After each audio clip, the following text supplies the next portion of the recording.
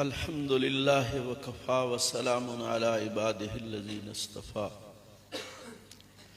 خصوصا على سيد الرسل وخاتم الأنبياء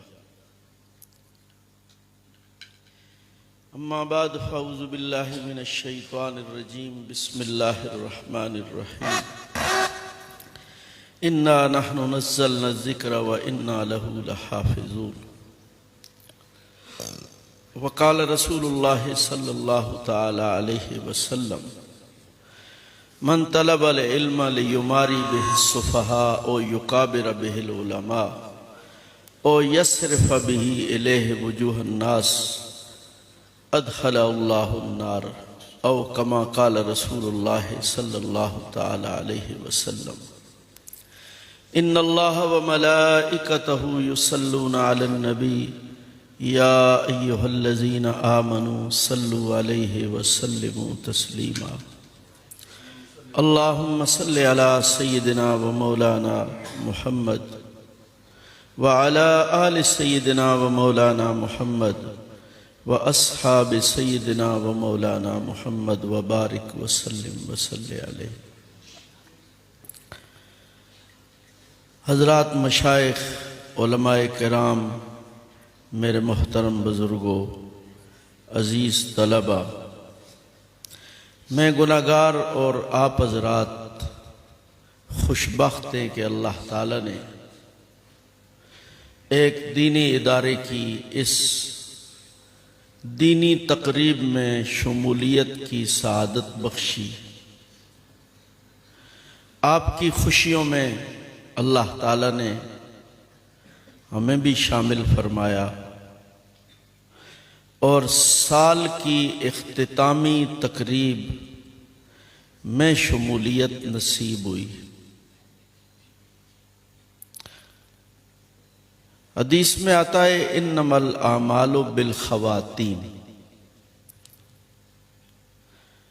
عمل کا دار و مدار آخر پر ہے، خاتمے پر ہے. یہ وقت سال کی اختتامی تقریب کا ہے. ان بچوں نے، آپ کی اولاد نے یہ سال بڑی محنت کے ساتھ گزارا، دین پڑھا، قرآن مجید پڑھا. اب آخری دن ہے، اللہ تعالیٰ نے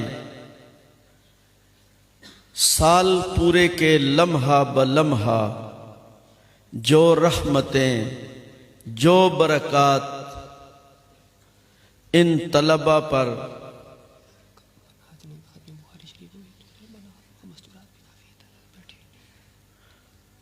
ٹھیک ہے، بیشتی زیور تو سارا بنات واسے وے، بیشتی کو اور تھوڑا جا رجال واسے وے، مردہ واسے وے.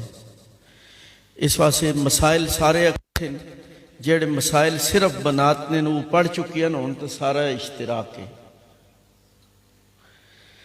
تو میں یہ عرض کر رہا تھا کہ سال پورے میں لمحہ بلمحہ اللہ تعالیٰ نے ان بچوں بچیوں کی محنت پہ روزانہ جو رحمت نازل فرمائی،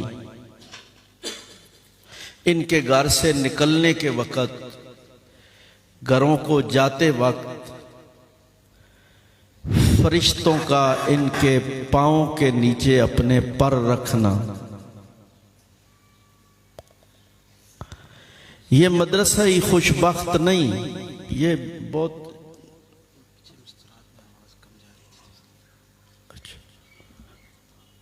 تو یہ مدرسہ اور اس کے در و دیوار ہی خوشبخت نہیں، آپ کے ایبٹباد کے روڈ بھی خوشبخت ہیں کہ ان طلبہ کی وجہ سے آپ کے روڈوں پر بھی فرشتوں کے پر رکھے جاتے ہیں.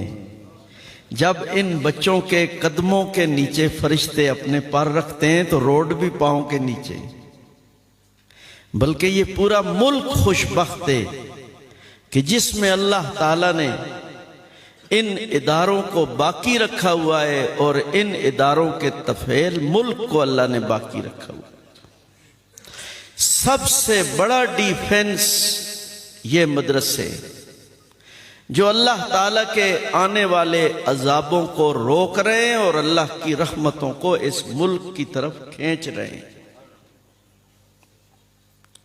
اب یہ لوگ کہتے ہیں کہ مدرسوں کو بند کر دو، مولوی کو لگام دے دو، جتنا ہو سکا انہوں نے کیا ہے،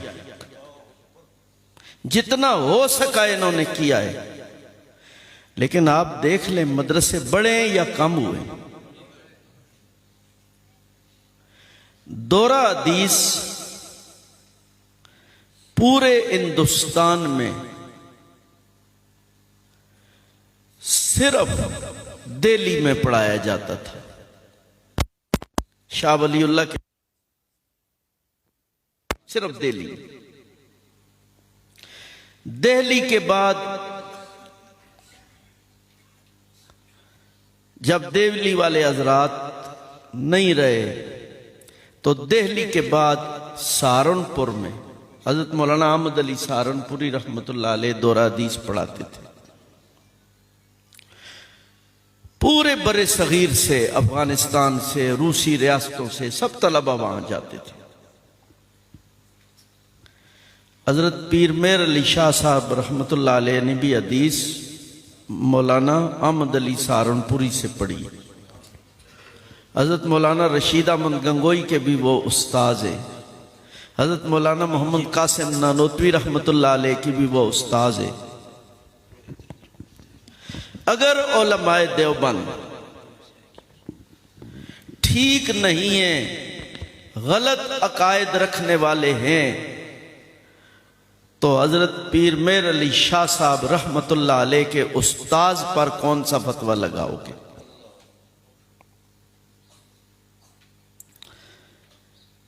تو میں یہ عرض کر رہا تھا دورہ حدیث صرف سہارنپور میں ہوتا تھا، سہارنپور کے بعد گنگو میں ہوتا تھا۔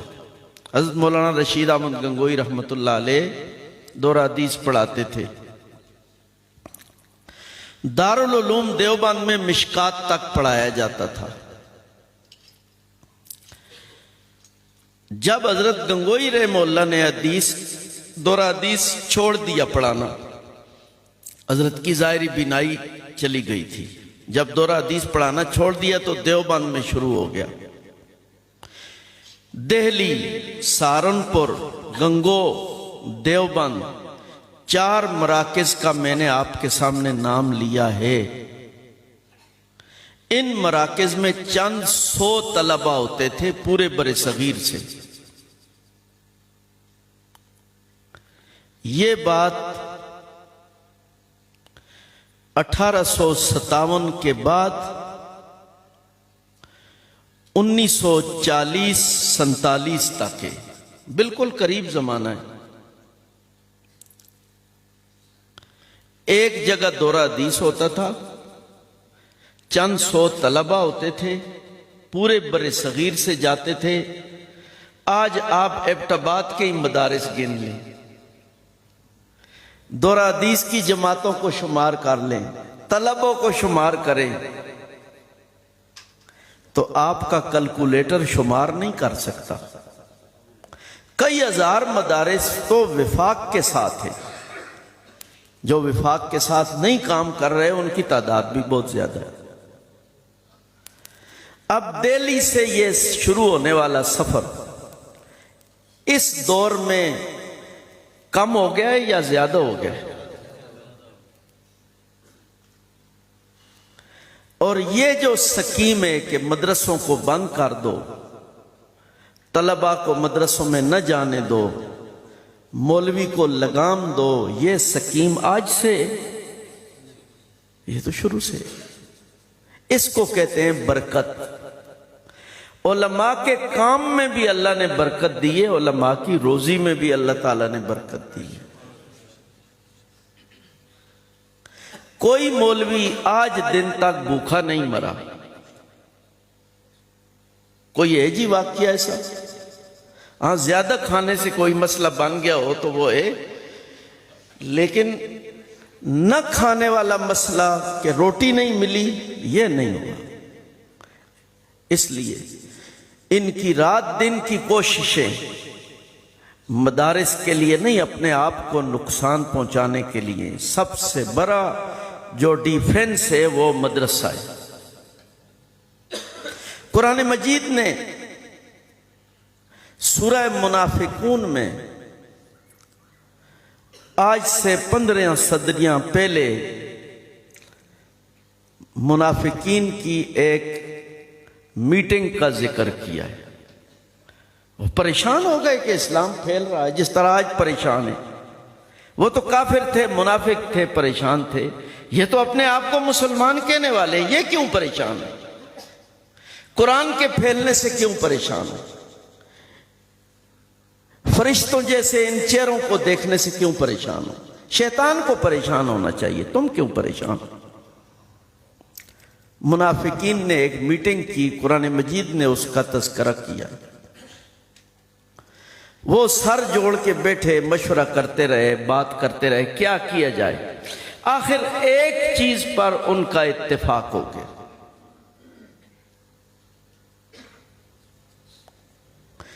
اذ یقول المنافقون لا تنفقوا علی من عند رسول اللہ، جو لوگ رسول اللہ صلی اللہ علیہ وسلم کے پاس بیٹھتے ہیں ان کا خرچہ بند کر دو۔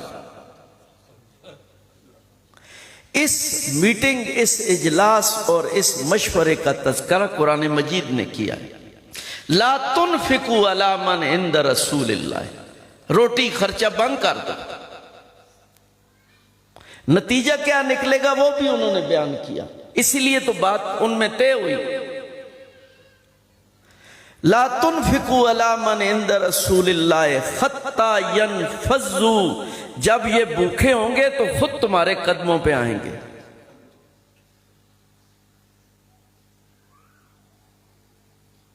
لا تنفقوا علی من عند رسول اللہ حتی ینفضوا، یہ اللہ تعالیٰ نے ان کا قول نقل کیا ہے، یہ خود تمہارے قدموں پہ آئیں گے جب مولوی بھوکے ہوں گے۔ اس وقت کون تھا؟ اللہ کے نبی تھے صلی اللہ علیہ وسلم، صحابہ کرام رضی اللہ عنہم تھے۔ انہوں نے معیشت کے مسئلے کو بنیاد بنا کے چیلنج کیا اللہ کے نبی صلی اللہ علیہ وسلم کو، صحابہ کرام رضی اللہ تعالی عنہم کی جماعت کو۔ تو اللہ تعالیٰ نے صحابہ کو فرمایا ٹھہرو میں جواب دیتا ہوں، تم ٹھہرو میں جواب دیتا ہوں۔ لا تنفقوا علی من عند رسول اللہ حتی ینفضوا، اللہ نے جواب دیا وَلِلَّهِ خَزَائِنُ السَّمَاوَاتِ وَالْأَرْضِ، زمین و آسمان کے خزانے تو اللہ کے پاس ہیں، تم کون ہو روزی روٹی بند کرنے والے؟ یہ حضور نبی کریم صلی اللہ تعالی علیہ وسلم کے زمانہ مبارکہ کی بات ہے۔ قرآن میں پوری آیت بھی میں نے نہیں پڑھی، اور آج کا دور دیکھ لے، آج سے 15 صدیاں پہلے اور آج کے دور پہ آپ پیمانہ رکھیں تو وہی میٹنگ آج بھی ہو رہی ہے، وہی فکر آج بھی ہے، وہی سب کچھ آج بھی ہے۔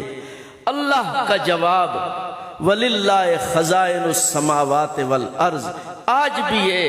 اگر یہ سننے کے لیے تیار نہیں ہے تو ہمیں تو خدا کے جواب پہ توجہ دینی چاہیے، اور ہمیں تو اس کا فکر نہیں کرنا چاہیے کہ میرے بچے نے پڑھا تو کیا ہوگا۔ میرے پاس ایک بچہ ناظرہ قرآن مجید پڑھتا تھا، اچھا بچہ تھا، اس نے ناظرہ ختم کیا تو آنا چھوڑ دیا مسجد میں۔ 1-2 دن بعد مجھے ملا تو میں نے اس سے پوچھا تو ناظرہ پڑھ رہے ہیں پترتے ہوں مسیتی ہیں کیوں نہیں آنا، کوئی جگہ پڑھے ہیں اور بھی ناظرہ دعا ختم کر گئے۔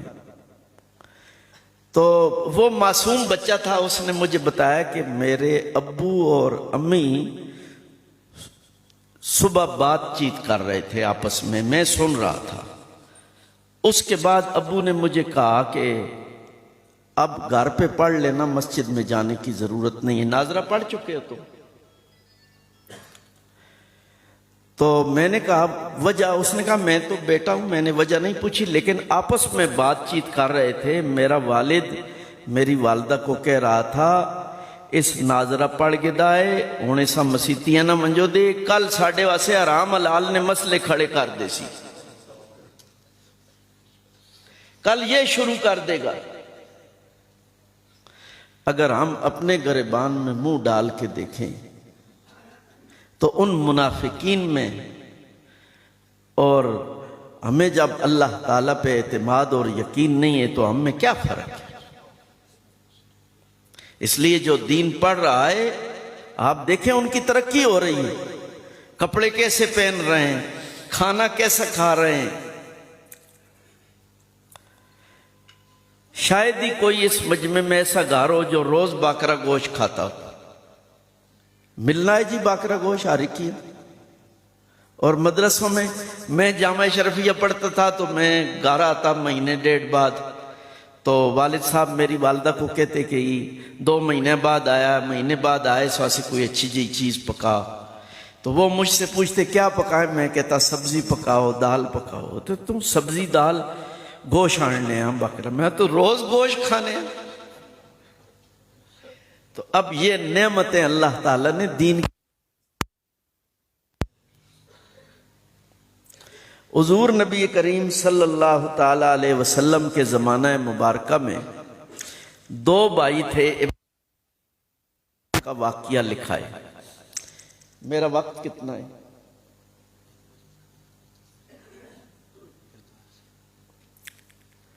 امام بخاری رحمہ اللہ نے 2 بھائیوں کا واقعہ لکھا ہے۔